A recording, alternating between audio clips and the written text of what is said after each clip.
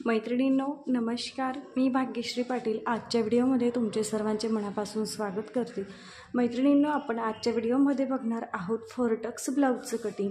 फोरटक्स ब्लाउजचं cutting सर्व साईजसाठी कसं करायचं, मुंडा मार्किंगसाठी फॉर्म्युला कसा वापरायचा, शोल्डर मायनस चार्ट तुमच्या रेडी शोल्डर पट्टीनुसार कसे बघायचे, उंची तुमची कमी जास्त होते तर त्यामुळे तुम्ही काय करायचं, मुंडा टाईट होतो त्यामुळे तुम्ही काय करायचं, या सर्व तुमचे जे प्रॉब्लेम्स आहेत त्याच्यावरती सोल्युशन मी सांगणार आहे। व्हिडिओ स्किप न करता शेवटपर्यंत नक्की बघा।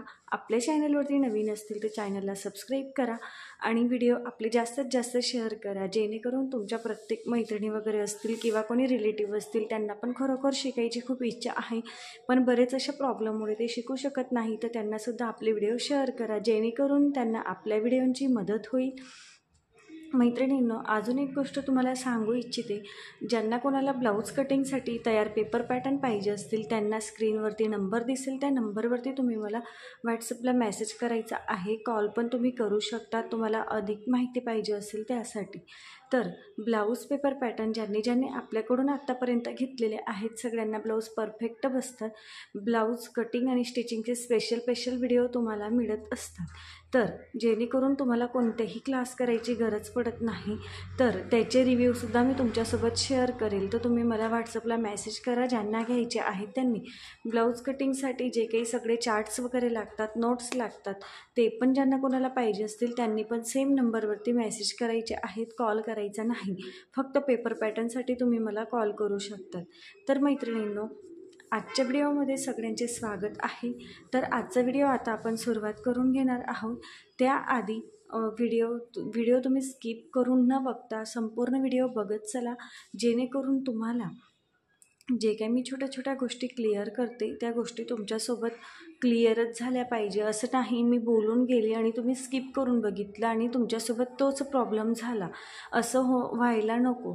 तर जे कोणी आपले व्हिडिओ बघून ब्लाऊज वगैरे ट्राय करतात त्यांना बाकीच्यांना परफेक्टली बसतात, पण बाकीच्यांच्या थोड्याफार काहीतरी चुकांमुळे त्यांच्या ब्लाऊजमध्ये फार प्रॉब्लेम येतो। तर मैत्रिणींनो, तुम्हाला जर का परफेक्टली शिकायचं असेल तर तुम्ही स्टेप बाय स्टेप बघत चला, स्किप करून बघू नका, म्हणजे तुमच्याकडनं ज्या महत्त्वाच्या गोष्टी आहेत त्या मिस होणार नाहीत।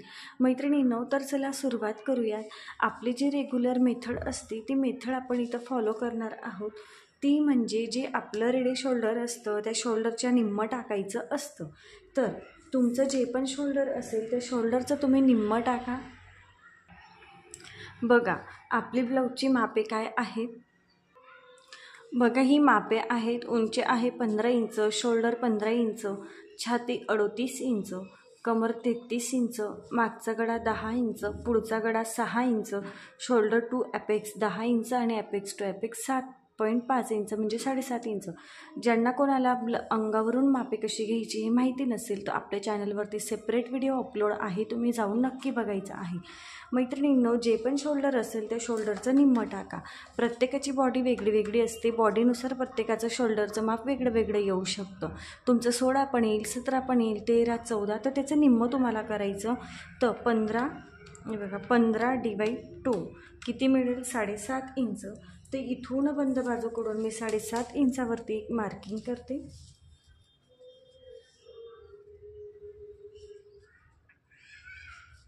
जिथं आपण मार्किंग केलं तिथून खाली 1 इंच डाऊन जायचं। हे डाऊन का जायचं हे मी तुम्हाला अगदी डिटेलमध्ये क्लिअर केलेलं आहे, जे नवीन असतील त्यांनी जाऊन नक्की बघा। बंद बाजूकडून 2.5 इंचावरती एक मार्किंग करायचं, 2.5 इंच 1 इंच क्रॉस जोडायचं।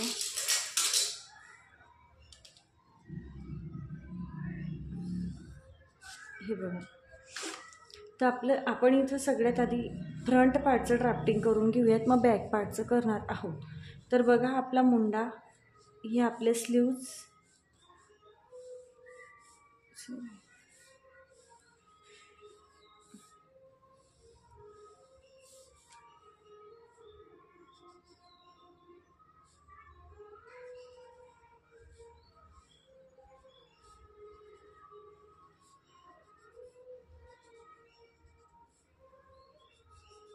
बघा अशा पद्धतीचे आपले फोरटक्स येतील। तर आपण हे बघून घेणार आहोत। इथं आपला हा बेल्ट येणार आहे, बघा तर अशी ही डायग्राम आपली असेल जेणेकरून तुमच्या लक्षात येईल. तर हे पण शोल्डर होतं, ते शोल्डर आपण टाकून घेतलं. आता मुंडा टाकायचा. मुंडा मार्किंगसाठी फॉर्म्युला आहे छाती डिवाइड 6 प्लस अर्धा इंच. छाती किती आहे 38. 38ला डिवाइड 6 केलं इज इक्वल टू किती मिळालं 6.33 प्लस त्याच्यामध्ये 0.5 म्हणजे अर्धा इंच करायचं. बघा 6.83 म्हणजे 6.5 इंच मुंडा आपण इथं घेणार आहोत. तर इथून 6.5 इंचावरती एक मार्किंग केलं. जिथं मुंडा मार्किंग केला तिथं सरळ लाईन ड्रॉ करायची. ती असेल आपली छातीची लाईन. छातीची लाईन आपल्याला मिळाली.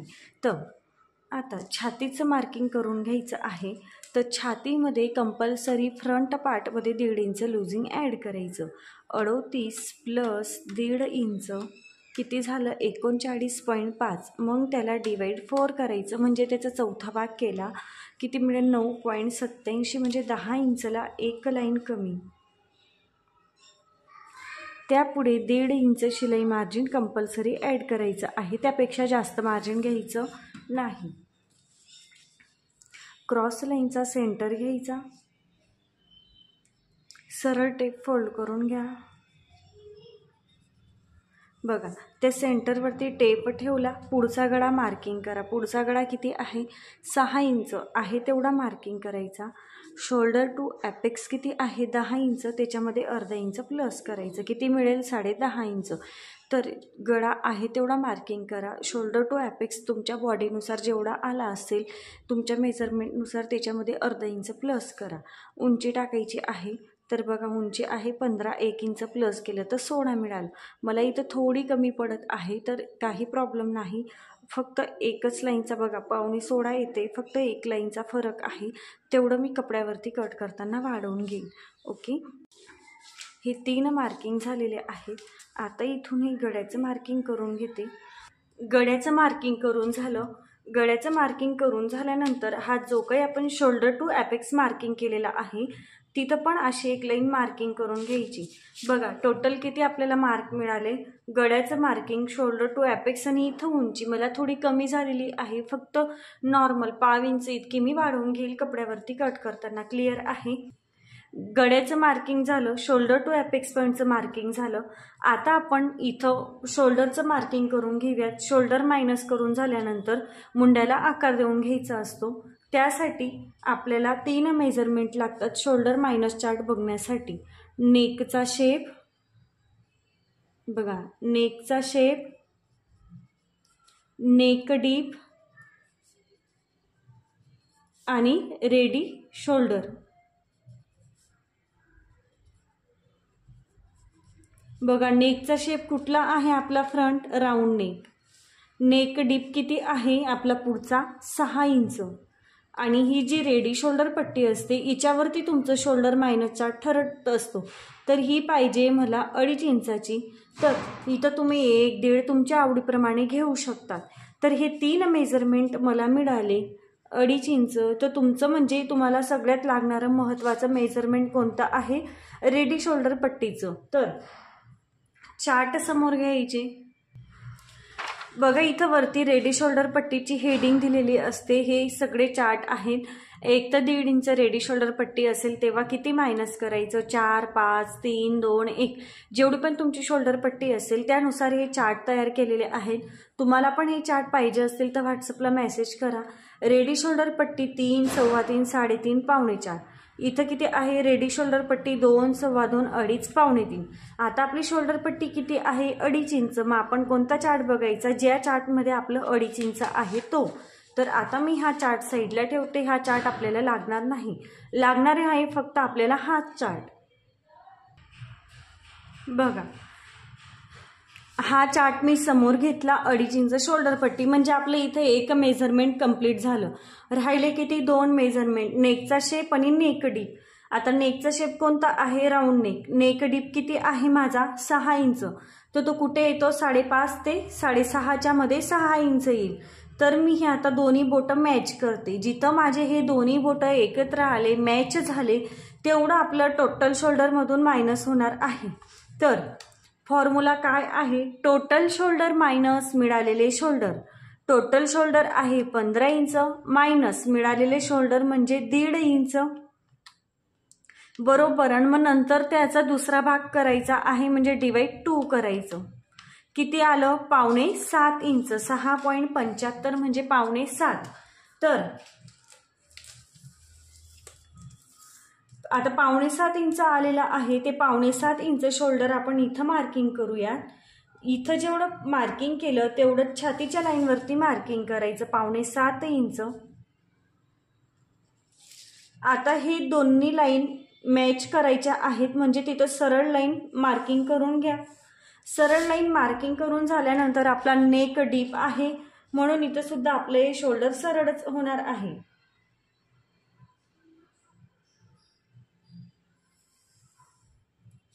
बघा, शोल्डर सरळ केलं. आता इथं जेवढी तुमची रेडी शोल्डर पट्टी असेल तेवढी रेडी शोल्डर पट्टी त्यामध्ये 1 इंच प्लस करा. 2.5 इंच मी इथं रेडी शोल्डर पट्टी ठेवली, 1 इंच प्लस केलं, 3.5 इंचावरती मार्किंग केलं. तुम्ही 2 ठेवलेली असेल तर 1 इंच प्लस करा. इकडून इकडून नाही मार्किंग करायचं, इकडून शोल्डरकडून गड्याकडे मार्किंग करायचं असतं. तर 3 इंचावरती मार्किंग करा. तुम्ही 3 इंच शोल्डर पट्टी ठेवली असेल तर 4 इंचावरती मार्किंग करा. म्हणजे कंपल्सरी तुम्हाला शोल्डर पट्टीमध्ये 1 इंच मार्जिन ॲड करायचं आहे. ते मी प्रत्येक व्हिडिओमध्ये क्लिअर करते. तर ते का? अर्धा इंच शोल्डर जोडण्यासाठी, अर्धा इंच गड्याला फिनिशिंग देण्यासाठी. शोल्डर म्हणजेच इथं बाही जोडण्यासाठी. Okay, clear. आता इथं जेवढी तुम्हाला गळारुंदी मिळालेली आहे ती चेक करा. गळारुंदी किती मिळाली? 3.25 इंच गळारुंदी मिळाली. तेवढीच 3.25 इंच इथं टाकायची खाली बॉटमला. तुम्ही कमी करू शकतात पण याच्यापेक्षा जास्त घ्यायची नाही. आता एक बॉक्स तयार करून घ्यायचा. बॉक्स तयार झाला. जो पण आपला गड्याचा आकार असेल तो गड्याचा आकार इथं देऊन घ्यायचा. मी राऊंड घेतला आहे. तुम्ही इथं जो पण गड्याचा आकार घेतला असेल तो तुम्ही गड्याचा आकार देऊन घ्यायचा. राऊंड नेक देऊन दिला आकार. इथं मी तुम्हाला प्रत्येक वेळेला सांगते, जेव्हा आपला नेक छातीच्या लाईनपेक्षा खाली जातो तेव्हा इथून अर्धा इंच मायनस करा किंवा 1/2 इंच मायनस करा. पण आता आपला नेक कुठं आहे? छातीच्या लाईनपेक्षा वरती आहे म्हणजे आपल्याला इथून काहीच मायनस करायची गरज नाही. समजलं? बघा, आपला हा ब्लाऊज असतो तर आपण काय करतो, जेव्हा आपल्याला इथं ब्लाऊज लूज पडतो गड्याकडे, मग आपण बघा गड्याकडून इकडे शोल्डरकडे अशी क्रॉस टिप टाकून घेतो दोन्ही साईडला. अशी क्रॉस म्हणजे आपला जो इथं तुम्ही दाबून घेता, टिप टाकून घेतात, मग तुम्हाला वाटतं की नाही आता माझा गळा बरोबर वाटतोय. तर मग जेव्हा तुमचा गळा छातीच्या लाईनपेक्षा खाली जातो ना तेव्हा तुम्हाला हा प्रॉब्लेम येतो. समजलं? तर तुम्ही जेव्हा छातीच्या लाईनपेक्षा गळा खाली गेला तर हा प्रॉब्लेम ऑलरेडीच तुम्ही मायनस केला तर तुम्ही इथं अर्धा इंच एक्स्ट्रा मायनस करायचं आहे म्हणजे तुम्हाला हे प्रॉब्लेम तुमच्या ब्लाऊजमध्ये येणार नाही. पण आता आपला नेक छातीच्या लाईनपेक्षा वरती आहे म्हणजे आपल्याला असं पण हा प्रॉब्लेम येणार नाही म्हणून एक्स्ट्रा काहीच मायनस त्यातून करायचं नाही. आता मुंड्याला आकार द्यायचा. या पूर्ण लाईनचा सेंटर घ्यायचा. सरळ डायरेक्टली छातीच्या लाईनपर्यंत टेप फोल्ड करा, मार्किंग करा. जे सेंटर मार्किंग केलं त्यामधून 0.25 म्हणजे 1/2 इंच इतकं आतमध्ये यायचं. ही लाईन इथं अशी क्रॉस मार्क करायची. तुम्ही इथं पूर्ण मार्क करू शकता किंवा डॉट डॉट वाली लाईन तुम्ही इथं मार्किंग करू शकतात. समजलं? क्रॉस मार्क करायचा आहे 1/2 इंच म्हणजे 0.75. 1/2 इंच मार्किंग केलं. आता मुंड्याला आकार देऊन घेऊयात. मुंड्याला आकार पण देऊन झाला. अगदी परफेक्टली आपला मुंडा मार्क करून झालेला आहे. आता खाली आपण हे बघून घेऊयात टक्स. तर इथं आता तुमचा ॲपेक्स टू ॲपेक्स जेवढा असेल तेवढा त्याचं निम्म तुम्ही मार्क करा. माझा ॲपेक्स टू ॲपेक्स आहे इथं 7.5 7.5 इंच. 7.5 डिवाइड त्याला 2 करायचं, त्याचा दुसरा भाग काढायचा. किती मिळेल? 3.75 म्हणजे 4.25 इंच.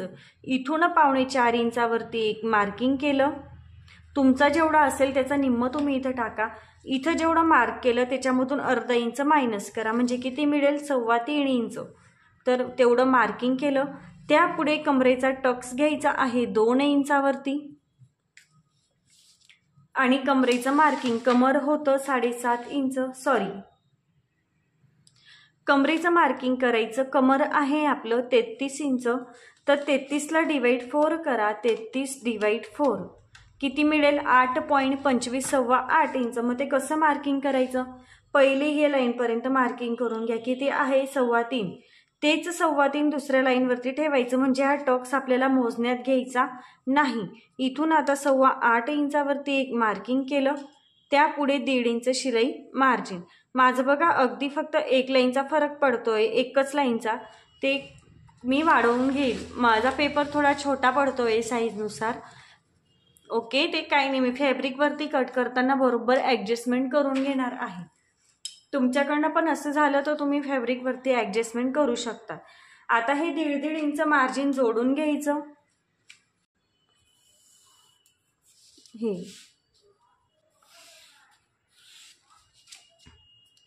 हे दोन्ही पॉइंट एपेक्स पॉइंटला जोडायचे।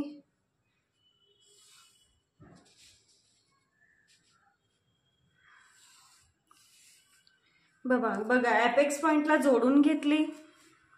इथं आता आपल्याला प्रिन्सेस कटचा आकार द्यायचा आहे। मी तुम्हाला प्रत्येक वेळी सांगते, प्रिन्सेस कटची मेथड तुमचा 4 टक्स ब्लाउज असू द्या, कोणता पण असू द्या, सेम असेल।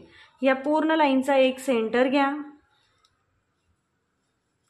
परत त्या सेंटर पासून अजून एक सेंटर घ्या, वरती पण आणि खाली पण 1.25 इंच, तेवढंच 1.25 इंच खाली घ्या। तुम्ही टेप फोल्ड करू शकतात किंवा असं पण करू शकतात, नाहीतर इथं तुमचं जेवढं आलं ना, हे बघा इथं तुमचं किती आलं 5.5 इंच आलं, मग त्याचे 4 भाग करायचे, म्हणजे 5.5, 5.5 डिवाइड त्याला 4 करायचं, किती आलं 1.37, म्हणजे 1.25 इंच आणि त्यावरती एक लाईन। तर माझे बरोबर मार्किंग झालेले आहेत। जे सगळ्यात खालचं मार्किंग आहे तिथं 1/2 इंच बाहेर मार्क करायचं, 2 नंबरचं मार्किंग आहे तिथं 1/2 इंच करा, 1/2 इंचच्या निम्म, आणि हे आहे तिथं एक लाईन आतमध्ये मार्क करायचं। हे पट्टीने सरळ जोडून घ्या खाली। हे दुसरं मार्किंग पण असं जोडायचं पट्टीने, तिसरं मार्किंग पण पट्टीने जोडून घ्यायचं। इथं तुम्ही अगदी हाताने आकार देऊ शकतात किंवा आर्महोल कर्व घ्या, म्हणजे थोडा राऊंडमध्ये आला पाहिजे। इथून पण आता बघा हे टोक तयार झालेलं आहे, हे टोक आपल्याला मायनस करायचं। मग इथं पण बघा राऊंड शेप मी देऊन घेतला, हलकासा द्यायचा आहे, राऊंड शेप देऊन झाला। आता इकडचा आकार मोजायचा, इकडची लाईन मोजायची, हुकाय पट्टीकडची किती आली 5.25 इंच, तेवढंच आता हा आकार मोजून घ्या। जिथं पण 5.25 आलं तिथं मार्किंग करा, बघा 5.25 इथं आलं, म्हणजे जोडताना आपल्याला हा पार्ट एवढा एक्स्ट्रा आला असता, तो मी मायनस केला। आता इथून जेवढा गॅप आहे तेवढं सरळ मार्क करायचं, सरळ मार्किंग करून झालं। आता 4 टक्सचं मार्किंग करून घेऊयात। 4 टक्सचं मार्किंगसाठी इथून 1/2 इंचावरती एक मार्किंग करायचं, 1/2 इंचावरती एक मार्किंग केलं। आता ही लाईन इथं जोडायची, एपेक्स पॉइंटला जोडली, बघा इथून तुमचा सेंटर निघाला पाहिजे। इकडचा टक्स तुम्ही कसा घेणार, ही जी फिटिंग लाईन आहे, फिटिंग लाईनचा पूर्ण सेंटर घ्या, त्या सेंटर पासून खाली जायचं आहे 1/2 इंच,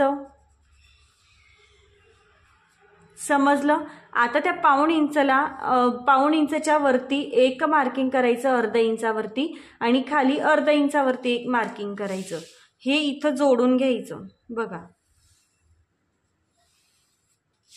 हे इथं जोडून घेतलं।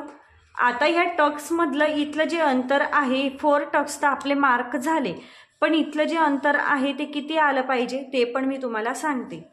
इथं जेवढं आपण अंतर घेतलेलं आहे 2 इंच टक्समध्ये, तेवढंच 2 इंच फिटिंग साईडकडचा टक्स आहे तिथं घ्या। मुंड्यातला टक्ससाठी पण तेवढंच 2 इंच घ्यायचं आहे, आणि हुकाय पट्टीकडच्या टक्ससाठी त्याच्या निम्म करायचं, म्हणजे 2 इंचच्या निम्म किती आलं 1 इंच। आता हा टक्स आपला किती येईल, बघा हा टक्स येणार आहे आपला 1.25 इंचाचा, म्हणजे 1/2 इंच मार्क वरती करायचं, आणि इकडे तुमचं जेवढं पण 1.25 इंच आहे तेवढं 1.25 इंच इकडे मार्क करायचं, म्हणजे इकडे 1/2 इंच आणि इथून 1/2 इंच, म्हणजे 1.25 इंच मार्किंग झालं। तर कमी जास्त करा, म्हणजे इक्वल करायचं नाही. इकडे अर्धा इंच मार्क केलं आणि फिटिंग बाजूकडे जो आहे तिकडे पाऊण इंच मार्क केलं, गड्याकडच्या बाजूला अर्धा इंच मार्क केलं, टोटल 1.25 इंच मार्किंग झालं.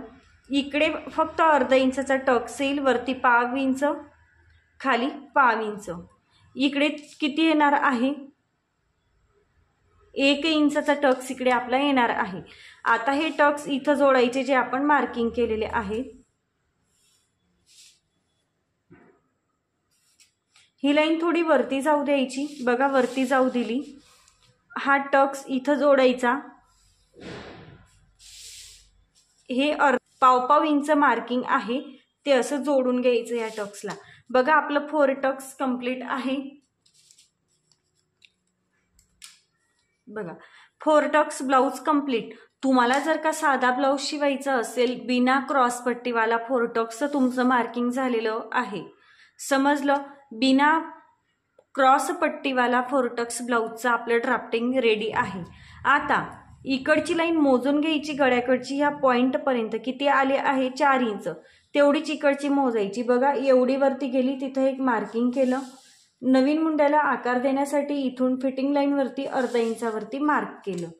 इथं सरळ लाईन ओढून घ्या, मार्क करून घ्या. इथं हा बॉक्स तयार करून घ्यायचा आहे. बॉक्स तयार केला, त्या बॉक्समधून नवीन मुंड्याला आकार देऊन घ्यायचा. बघा नवीन मुंड्याला पण आकार देऊन झाला. हे आपलं कंपल्सरी असेल. तुम्हाला समजलं साईजनुसार टक्स किती घ्यायचा. जेवढं ह्या टक्स मधलं अंतर आहे तेवढंच हा मुंड्यातला टक्स आणि फिटिंग बाजूकडचा टक्स मधलं अंतर घ्या. पण हुकाय पट्टीकडच्या टक्स मध्ये या दोन्ही टक्सच्या निम्म घ्यायचं, म्हणजे 3 टक्स आपले सेम झाले आणि हुकाय पट्टीकडचा टक्स त्या तिन्ही टक्सच्या निम्म झालं. क्लिअर आहे? डन. चला आता पुढे जाऊया. बिना क्रॉस पट्टीवाल्याचं मार्किंग आहे, पण क्रॉस पट्टी तुम्हाला घ्यायची असेल तेव्हा काय करायचं? जेवढी पण तुम्ही क्रॉस पट्टी ठरवलेली असेल तेवढी क्रॉस पट्टी घ्या. मला इथं फक्त 2.25 इंचाची क्रॉस पट्टी घ्यायची आहे. तर इकडे पहिले अर्धा इंच असं क्रॉस मार्क करून घ्यायचं फिटिंग बाजू हुकाय पट्टीकडे. ते कंपल्सरी असतं आपलं. इथून आता मी 2.25 इंचावरती एक मार्किंग करणार आहे. तेवढंच 2.25 इंच इथं मार्किंग करायचं. तेवढंच 2.25 इंच इथं मार्किंग करायचं. तेवढंच 2.25 इंच फिटिंग लाईन वरती मार्किंग करायचं. असे 2.25 इंचावरती मार्किंग करून घ्या. इथं ही लाईन सरळ मार्क करायची. इथून आहे तशी क्रॉस मार्क करायची. क्रॉस मार्क केली. इथून आता आपल्याला क्रॉस पट्टीला आकार द्यायचा आहे. तर इथून 1.25 इंचावरती वरती एक मार्किंग करा. आर्म होल कर्व घ्यायचा. इथून या पॉइंटला शेप द्यायचा. बघा शेप देऊन घेतला. बिना क्रॉस पट्टीवाला 4 टक्स ब्लाउजचं कटिंग आपलं झालेलं होतं, पण क्रॉस पट्टी तुम्हाला घ्यायची असेल तर अशा पद्धतीने तुम्ही क्रॉस पट्टी घ्यायची आहे. तर बघा हे ड्राफ्टिंग आपलं रेडी आहे. आता आपण बॅक पार्टचं ड्राफ्टिंग बघणार आहोत.